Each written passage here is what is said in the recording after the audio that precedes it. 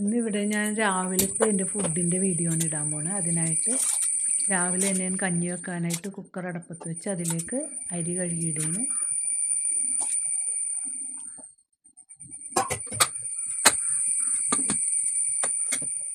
അതിന് ശേഷം നമുക്ക് കുക്കർ അടച്ചു കൊടുക്കാം. പുതിയ കുക്കറായതുകൊണ്ട് അടയാൻ ഇച്ചിരി ബുദ്ധിമുട്ടുണ്ട്.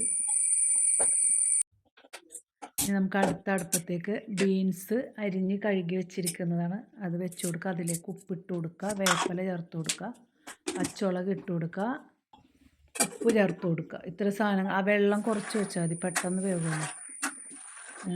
കടല കഴുകി തലേദിവസം വെള്ളത്തിലിട്ടത് കഴുകി വൃത്തിയാക്കിയതിന് ശേഷം കുക്കറിലേക്ക് ഇട്ട് കൊടുക്കുകയാണ്. ഇനി നമ്മൾ അതിലേക്ക് പച്ചമുളകാണ് അരിഞ്ഞിട്ട് കൊടുക്കണം. ഇഞ്ചി ചേർത്ത് കൊടുക്കുന്നുണ്ട്, സവാള ചേർത്ത് കൊടുക്കുന്നുണ്ട്, വെളുത്തുള്ളി ചതച്ചത് ചേർത്ത് കൊടുക്കുന്നുണ്ട്, ആവശ്യത്തിന് ഉപ്പും ചേർത്ത് കൊടുക്കുന്നുണ്ട്.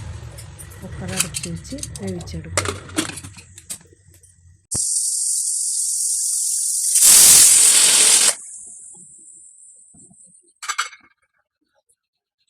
ഈ തിളച്ചൊക്കെ പോകുമ്പോൾ അപ്പം തന്നെ ക്ലീൻ ചെയ്തില്ലെങ്കിൽ അവിടെ പിന്നെ അത് പോകാൻ പാടായിരിക്കുള്ളൂ. അപ്പോൾ ആ കൈയോടെ തന്നെ അതങ്ങനെ ക്ലീൻ ചെയ്താൽ.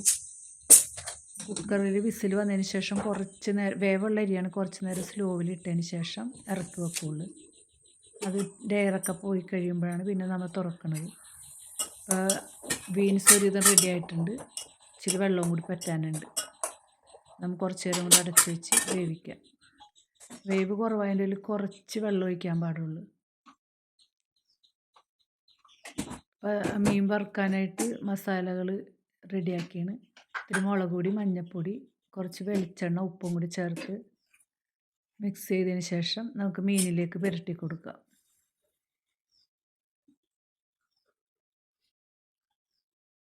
വേറെ കുരുമുളക് പൊടിയൊക്കെ ചേർത്ത് ചെയ്യാറുണ്ട്. മിക്കതും ഞാൻ ഇങ്ങനെ തന്നെ ചെയ്യാറ്. രാവിലത്തെ നേരം നമുക്ക് സമയം കിട്ടില്ല. അപ്പോൾ മുളക് പൊടി, മഞ്ഞൾപ്പൊടിയും ഉപ്പും ചേർത്താണ് എപ്പോഴും മീൻ വറുക്കൽ. നമ്മൾ ഇന്ന് രാവിലെ ഇടിയപ്പമാണ് ഉണ്ടാക്കാൻ പോകണം. അതിനായിട്ട് വെള്ളം തിളപ്പിക്കാൻ വേണ്ടി അടപ്പത്ത് വെച്ച് ആവശ്യത്തിന് ഉപ്പിട്ട് കൊടുത്ത് കുറച്ച് പഞ്ചസാര, കുറച്ച് വെളിച്ചെണ്ണ അല്ല നെയ്യ് ഇട്ടാലും നല്ലതാണ്. വെള്ളം തിളച്ചിട്ടുണ്ട്. ഞാൻ തീ ഓഫ് ചെയ്ത് ഉണ്ടക്ക് കുഴക്കണ പോലെ തീ കത്തിച്ചുകൊണ്ട് കുഴച്ച് വരുമ്പോൾ പൊടി കട്ട കെട്ടിപ്പോവും. അപ്പോൾ നമ്മൾ ഈ രീതിയിൽ അങ്ങോട്ട് നന്നായിട്ട് മിക്സ് ചെയ്തതിന് ശേഷം കുറച്ച് നേരം അടച്ചു വെക്കുക. അതിന് ശേഷം ചൂട് പോണതിന് മുമ്പ് തന്നെ നല്ല മയത്തിൽ കുഴച്ചെടുക്കുക. നല്ല നൈസായിട്ടുള്ള ഇടിയപ്പം കിട്ടും.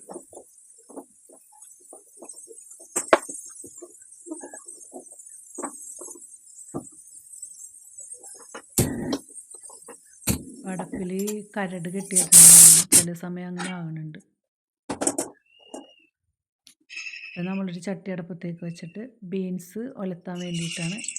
അതിലേക്ക് വെളിച്ചെണ്ണ ഒഴിച്ചു കൊടുക്കുക, കടുകിട്ട് കൊടുക്കുക, ഉള്ളിയും വെളുത്തുള്ളിയും കൂടി ചതച്ചതാണ്, കുറച്ച് വേപ്പില ചേർത്ത് കൊടുക്കുക. നന്നായിട്ട് വാടി വരുമ്പോൾ നമുക്ക് കുറച്ച് മുളക് പൊടി, മഞ്ഞൾപ്പൊടിയും ചേർത്ത് നന്നായി മൂപ്പിച്ചെടുക്കുക. മുളക് പൊടി കുറച്ചിടാം, എന്ന് വെച്ചാൽ നല്ല എരിവുള്ള പൊടിയാണ്, അതുകൊണ്ട് ഞാൻ കുറച്ചിടുള്ളൂ. മഞ്ഞൾപ്പൊടി ചേർത്തതിന് ശേഷം നന്നായി മൂപ്പിച്ചെടുക്കുക.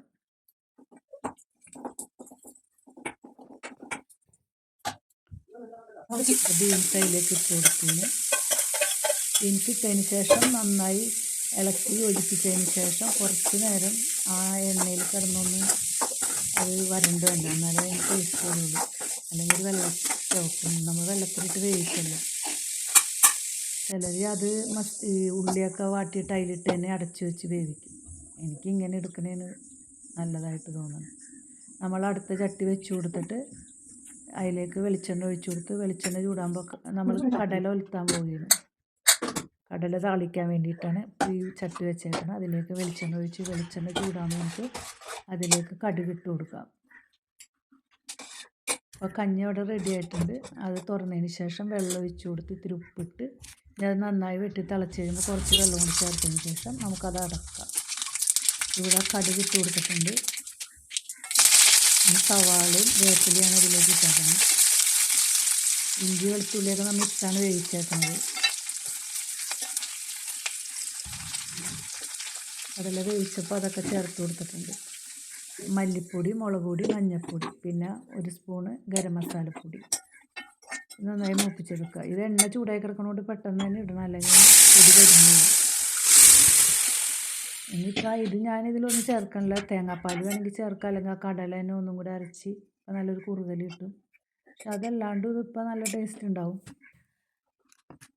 തേങ്ങാപ്പാൽ ഒഴിച്ചൊക്കെ എടുക്കണമെങ്കിൽ സമയമാവും. അതുകൊണ്ട് രാവിലത്തെ പണിയല്ലേ, പെട്ടെന്ന് കഴിയാൻ വേണ്ടി.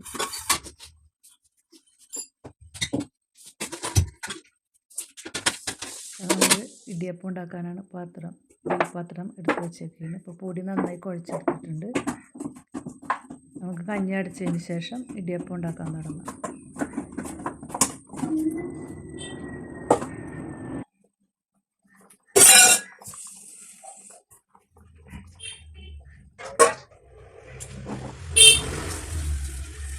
ഞാൻ ഒരുപാട് നാളായി ഇങ്ങനെ തന്നെ കഞ്ഞി വെക്കണം. ശരിക്കും നമ്മൾ കലത്തിൽ വെക്കണ പോലെ തന്നെ ഇരിക്കും. എല്ലാവർക്കും സംശയമാണ് ഇതിൽ ഇങ്ങനെ വെച്ച് കഴിഞ്ഞാൽ പശ ഉണ്ടാവും ചോറിന്. അങ്ങനെയൊന്നുമില്ല. അപ്പോൾ കുറേ വർഷങ്ങളായിട്ട് ചെയ്യുന്നു. നമ്മൾ സാധാരണ അരി അടപ്പത്തിട്ട് കലത്തിലിട്ട് വെച്ചെടുക്കണ പോലെ തന്നെ ഇരിക്കും ചോറ്. ഞാൻ ചായ വെക്കാൻ പോവുകയാണ്. അതിലേക്ക് 2-3 തരി ജീരകം, കുറച്ച് പഞ്ചസാര ഇട്ടിട്ടാണ് വെക്കണത്.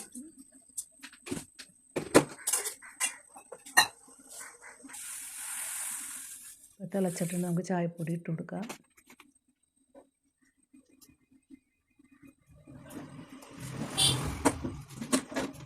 നമുക്ക് ഇടിയപ്പം ഉണ്ടാക്കാം.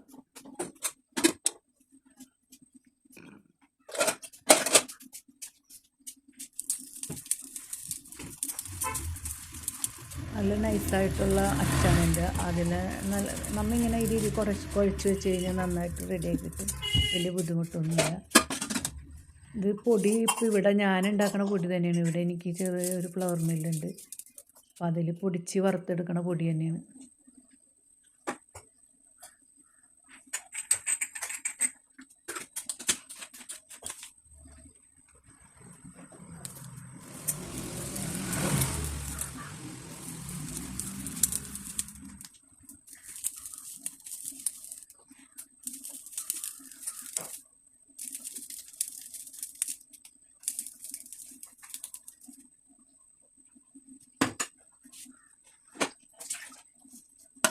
അടച്ചു വെച്ച് നേരം കൊണ്ട് വെന്ത് കിട്ടും. ആവി കയറുമ്പോൾ തന്നെ വേവില്ല, നൈസായിട്ടുള്ളതല്ലേ.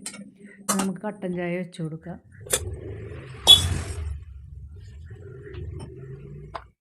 വെള്ളം തിളച്ച് നമുക്ക് അതിലേക്ക് ചായപ്പൊടി ഇട്ട് കൊടുക്കാം. അപ്പോൾ കട്ടൻ ചായ ഇവിടെ റെഡിയായി.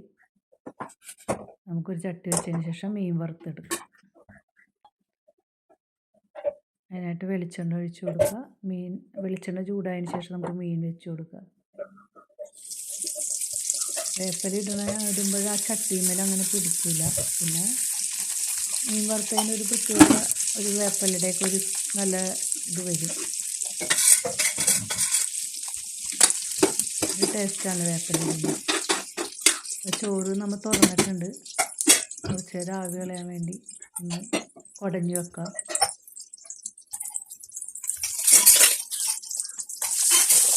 ഒരു പുറം മുരിങ്ങിട്ട് നമുക്ക് മറിച്ചിട്ട് കൊടുക്കാം.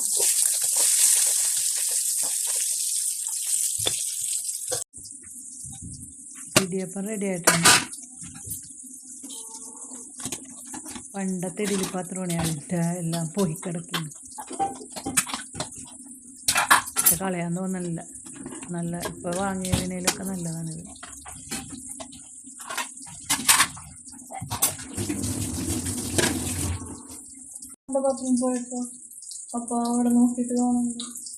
ഇടിയപ്പം നമ്മുടെ റെഡി ആയിട്ടുണ്ട്.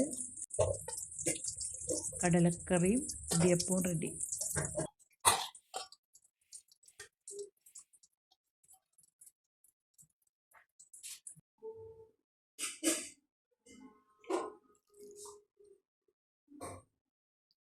ഈ രീതിയിൽ എല്ലാവരും ചെയ്ത് നോക്കുക കേട്ടോ.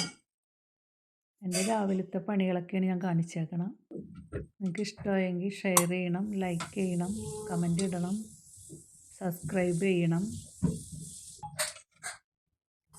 ചോറ് നമുക്ക് ചോറ്റുപാത്രത്തിലേക്ക് ഇട്ട് കൊടുക്കാം.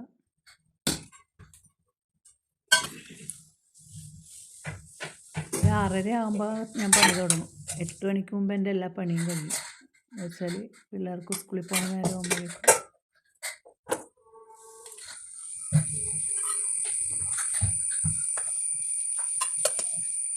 പാത്രം റെഡിയായി.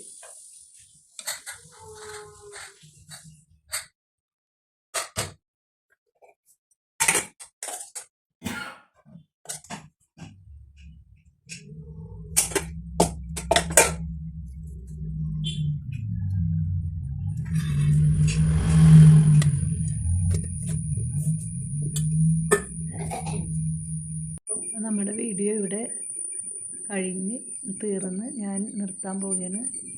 എൻ്റെ രാവിലത്തെ ഫുഡിൻ്റെ വീഡിയോ ആണ് നിങ്ങളെ കാണിച്ചത്.